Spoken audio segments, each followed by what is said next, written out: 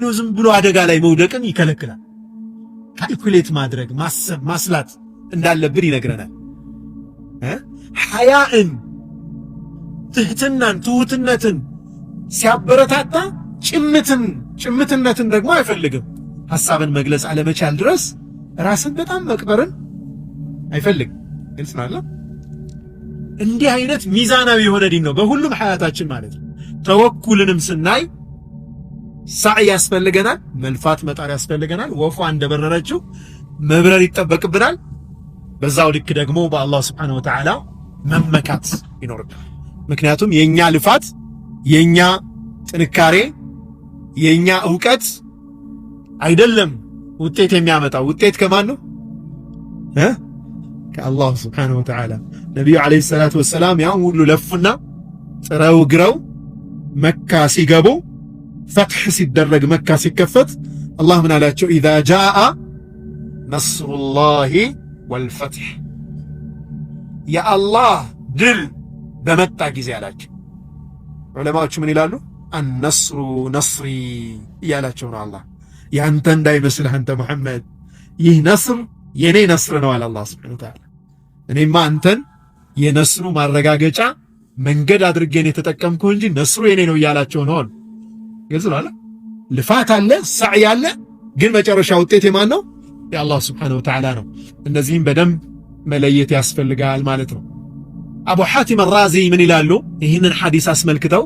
هذا الحديث أصل في التوكل، ተወኩልን በሚመለከት መሰረታዊ ጉዳይ ነው አሉ። ይህ ሐዲስ የተወኩልን አስተሳሰብ ሚዛናዊ በሆነ መንገድ ሙሉ አድርጎ ያስቀመጠ ነው። وإنه من أعظم الأسباب التي يستجلب بها الرزق، ሪዝቅ ከሚገኝባቸው መንገዶች ትልቁ መንገድ ነው ተወኩል على الله عز وجل። እኛ ይመስለናል ብዙ ጊዜ እንደው በለፋ ነው በጣር ነው ብቻ የምናገኝ ይመስለናል። ወላሂ በጣር ነውና በለፋ ነው ብቻ ብናስበው 9 ልጅ አያሳድግም አንድ ሰው በእኛ ልፋት አሳድገን ድረን ኩለን አይደል እንዴ? አላህ ያፍከን። ብዙ አባቶች አላችሁ ብዬ አይደል? እንደዛ በእኛ ልፋት ነው እንዲያ ነገር የሆነ። እነዚህ ሁሉ ልጆች ማሳደግ ይቻላል በእኛ ጥረት በእኛ ልፋት። አላህ عز وجل ግን የሚከፍትልን ብዙ በር አለ ማለት ነው። ሰዒድ ኢብኑ ጁበይር ምን ይላሉ? ተወኩል የኢማን ሁሉ ሰብሳቢ ነው። እውነተኛ ተወኩል ያለው ሰው እውነተኛ ኢማን አለው። ተወኩልን ተሕቂቅ ማድረግ ማረጋገጥ ሰበብ ከማድረስ ጋር ግን የሚጋጭ አይደለም ይላል። ሰበብ ማድረስ ከተወኩል ጋር አይጋጭም። አላህ Subhanahu Wa Ta'ala ያዘዘው ጉዳይ ስለሆነ ማለት ነው። ከስብ ማድረግ መስራት መጣር። ወላ ተንሰ ነሲበከ ሚነ ዱንያ፣ ከዱንያ ያንተ የሆነን እጣ እንዳትረሳ እንዳትዘነጋ ይላል አላህ Subhanahu Wa Ta'ala። ሰበብ ማድረስ የግድ ያስፈልጋል። አንድ ሰው የነበረውን ክርክር ካሁን በፊት አጫዎቻችሁን አላውቅም። ወጣቶች ተሰብስበው ጓደኞች ይከራከራሉ። ተወኩል ካለ አላህ ሁሉን ነገር ይሰጣል ይላሉ። አይ ለተወኩልማ መልፋት መጣር ያስፈልጋል ብሎ ደግሞ ሌላኛው ይሞግታል። አይ ምንም አያስፈልግም ብለው ሞገቱት። መጨረሻ ላይ እስኪ እነሱ ያሉትን ቴስት ላድርገዋል ልሞክርና እውነት ከሆነ እስኪ ቼክ አደርጋለሁ ብሎ አንዲት የመስጂድ ኮርነር ላይ ልክ እንደዚህ ውስጥ ገብቶ ቁጭ አለ። ሪዝቅን አላህ ያመጣዋል። አንድ ቀን አለፈው። ራቦ በጣም ከዛ አንድ ሀብታም ሰደቃ ሊያበላ መስጂድ ምግብ ይዞ ይመጣል። እዛ መስጂድ ያሉ መሳኪኖችን አበላና የተረፈውን ጠቅልሎ ለነሱ ማከፋፍሎ እቃውን አነሳስቶ ሄደ። ያ ሰውዬ ምግቡንም ያሸታል፣ ድምፃቸውንም ይሰማል። ዝም አለ፣ አልተናገርም። ምክንያቱም አላህ ያመጣዋል። ሁለተኛ ቀን አሁንም በሚቀጥለው ቀን በጣም ረሃቡ ጨመረ። ሰውየው መጣ፣ አከፋፈለ። አሁን ይህ ሰውዬ አሁንም ጸጥ ብሏል። በሶስተኛው ቀን 3 ቀን ሆኖታል፣ በጣም እርቦታል ሰውየው። በሶስተኛው ቀን ሰውየው ሲመጣ ምስኪኖች በሙሉ የሉም። የት ሄደው ነው ሲል ሌላ መስጂድ ላይ ሰደቃ አለና ወደዛ ሄደው ነው ይባላል። ወደዛ ከሄዱማ እንግዳው ጠቅልለን ምግቡን እዛው ይዘን እንሄድና እዛው እናብላቸው ብሎ ልክ ማንሳት ሲጀምር ሰውየው ከውስጡ ነው እንዴ ሰው አለ እንዴ ተባለና ሄደው ቼክ ሲያደርጉ ሰው ተቀምጧል። ምግብ ትፈልጋለህ? አዎ እፈልጋለሁ። አመጡለትና በቃ ከላይ መብላት ጀመረ። 3 ቀን ርቦታል። ልክ የተወሰነ በልቶ እንደጨረሰ ቁልቱ ለሁም ብያቸዋለሁ እኮ አለ። ምንድነው ብያቸው? እኔ ነግራቸዋለሁ ይላል። ምን ብለህ ምንድነው? ለማን ነው ይሄንን ያልከው ይላል። እኔ ጓደኞቼን እኮ ነግራቸዋለሁ። ቢያንስ ሰበብ ለማድረስ ማለት እንኳን ያስፈልጋል። ሚኒመም አንድ ሰው ቢያንስ ሌላ ይገባል። ያችን ባልን ኖሮ ያችን ምግብ አላገኛትም፣ በረሃብ ሞት ነበር ማለት ነው። طيب ሰዓይ ያስፈልጋል፣ ሰበብ ማድረስ ያስፈልጋል። ሁሉ ነገር ትቶ ሰበብ ሳይደረስ አይሆንም። ነብዩ ሰለላሁ ዐለይሂ ወሰለም አሽረፈል ኸልቅ ዐለይሂ አፍዶሉ ሰላቲ ወአዝከ ተስሊም ከፍጥረታት ሁሉ የላቁ የነቢያት ቁንጮ የሆኑት ነብዩ ሰለላሁ ዐለይሂ ወሰለም ሂጅራ ያደረጉበትን መንገድ እስኪያስቡት ወንድሞች፣ ተወኩል አድርገዋል በአላህ ላይ። ግን ደግሞ የሰው ልጅ ሊያስብ የሚችለውን የመጨረሻ ፕላን ግን አድርገዋል፣ እቅድ አውጥተዋል። ምንድነው ያደረጉት? ወደ መዲና መሄዳቸውን ትተው ወደ የመን አቅጣጫ ነው የሄዱት። መጀመሪያ ወደ የመን አቅጣጫ ሄደው ዋሻ ውስጥ ገቡ። ተከታትለዋቸው እንዳይመጡ ኮቴያቸውን ፍየልና በግ እየነዳ የሚያጠፋ ሰው አዘጋጅተዋል።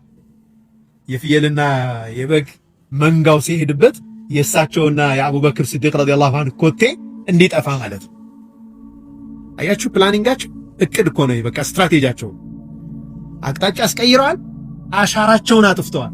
ይህ ሁሉ ከሆነ በኋላ ያላቸውን እንደ ሰው ማድረግ ያለባቸውን ጥንቃቄ ጥረት ካደረጉ በኋላ ደረሱባቸው። አልደረሱባቸውም? ደረሱባቸው እኮ። ለው ነظረ አሐዱና ኢላ ኒዓሊህ ብለዋል አቡበክር ሲዲቅ ረዲየላሁ ዐንሁ። ከነዚህ ሰዎች ውስጥ አንዱ ወደ ታች ወደ ጫማው ቢመለከት እኮ ያየናል አሉ። ከስራቸው እኮ ነው ያሉት። አቡበክር ሲዲቅና ረሱል ሰለላሁ ዐለይሂ ወሰለም ከስር አሉ። ሙሽሪኮቹ ደርሰውባቸዋል። ይሄኔ ተወኩል መጣ። ማ ظنك ቢትናኒ አላሁ ثالثهما አሉ ነቢያችን ሰለላሁ ዐለይሂ ወሰለም። አላህ ሶስተኛቸው የሆኑ ሁለት ሰዎች ምን ይሆናሉ ብለህ ትሰጋለህ አሉ ነቢያችን ሰለላሁ ዐለይሂ ወሰለም። አያሽ፣ ተወኩል በቃ የመጨረሻ ጣራ ማለት ነው። ተወኩል በቃ ሰበብ ማድረሱ እስከ መጨረሻ ተጠቅመዋል ነብዩ ሰለላሁ ዐለይሂ ወሰለም። ተወኩልም ደግሞ እስከ መጨረሻ ድረስ ነበር አለይሂ ሰላቱ ወሰለም። በሌላ ጊዜ ሰይፋቸውን ሰቅለው በተኙበት አንድ ሙሽሪክ መጣና ሰይፉን አንስቶ እዛው በተኙበት መን የምነዑከ ሚኒ፣ ማን ነው ከኔ የሚከለክልህ ብላቸዋል። ሰይፉን ይዞ ነቢዩ ሰለላሁ ዐለይሂ ወሰለም እዛው ሆነው ኧረ እባክህ ዘንልኝ፣ እንደው አንተ ካላዘንክልኝ ዋጋ የለኝም አሉ። እንዴ ላ አበደን ወላሂ። መን የምነዑከ ሚኒ ሲላቸው አላህ አሉት። አላሁ አክበር አላህ። ይሄኔ እጁ እዛው ተንቀጠቀጠና ሰይፉ ወደቀ። ተወኩል የመጨረሻ የተወኩል ጫፍ ነብዩ ሰለላሁ ዐለይሂ ወሰለም ህይወት ውስጥ እናያለን። ሂጅራ በሚወጡበት ጊዜ እቦታቸው ላይ ያስተኙት ማንን ነው? አሊ ኢብኑ አቢ ጣሊብ ረዲየላሁ ዐንሁ። ሰው ተኝቷል ብለው እነሱ እንግዲህ ከየጎሳው ከአረብ ጎሳዎች በሙሉ የተውጣጡ ማፊያዎች ማለት ነው ሊገሉ ደሙን በአረብ ጎሳ ላይ በሙሉ እንበትነውና ማንንም ቁረይሾች ማንንም እንዳይጠይቁ፣ በኒ ሐሽሞች ማንንም እንዳይጠይቁ እናደርጋለን ብለው ይህንን ሸይጣናዊ እቅድ አውጥተው ነብዩ ሰለላሁ ዐለይሂ ወሰለም ለመግደል በሚመጡበት ጊዜ ነብዩ ሰለላሁ ዐለይሂ ወሰለም ግን አስፈላጊውን ጥንቃቄ በሙሉ አድርገው ነበር። አልይን ቦታቸው አስተኝተው እሳቸው አልፈው ወጡ። ላ ቱድሪኩሁል አብሳር ወሁወ ዩድሪኩል አብሳር። አላህ ዐዘ ወጀል እንዲህ ነው እንግዲህ ባህሪው። እሱን ይሄ አያ ለአላህ ነው። እሳቸው ምንድን ነው ያሉት? በተኑ አፈር እንቅልፍ ጣላቸው። በሰዎቹ መካከል አልፎ ሄዱ። በኋላ ላይ ሲነቁ ሄደው ሲገልጡ አልይ ነው። መጀመሪያውኑ የረሱል ሰለላሁ ዐለይሂ ወሰለም እቅድ አሸነፈ ማለት ነው። ተወኩል ዐለላህ ነበራቸው። አላህ ዐዘ ወጀል ጣልቃ ገብቶ ደግሞ እነኚህን ሰዎች አስተኛቸው። ግልጽ ነው አይደል? እሳቸው እንደ ሰበብ ማድረስ ያለባቸውን ያደርሳሉ። አላህ ሱብሓነሁ ወተዓላን ይመካሉ። መጨረሻ በድል ይጠናቀቃል ማለት ነው። ፈሊዛሊክ ሰበብን ማድረስ ከተወኩል ጋር የሚጋጭ ሳይሆን አብሮ የሚያያዝ ነገር ነው። አላህ ሱብሓነሁ ወተዓላ ጂሃድ ላይ በሚሆኑበት ጊዜ እንኳ ያ አዩሃ አለዚነ አመኑ ኹዙ ሒዝረኩም ጥንቃቄያችሁን ያዙ ይላል አላህ ሱብሓነሁ ወተዓላ። ሰሓቦቹን፣ አማኞቹን፣ ሳሊሖቹን ጥንቃቄያችሁን ያዙ። መጠንቀቅ አስፈላጊውን የሆነ እንደ ሰው መሟላት ያለበትን ነገር ማሟላት አላህ ያዘናል። ሳህል የሚባሉ ዓሊም ምን ይላሉ? መንቀሳቀስን ወይም ሰበብ ማድረስን የሚያወግዝ ሰው ወይም አያስፈልግም የሚል ሰው አሉ የነቢዩን ሰለላሁ ዐለይሂ ወሰለም ሱና ጥሷል።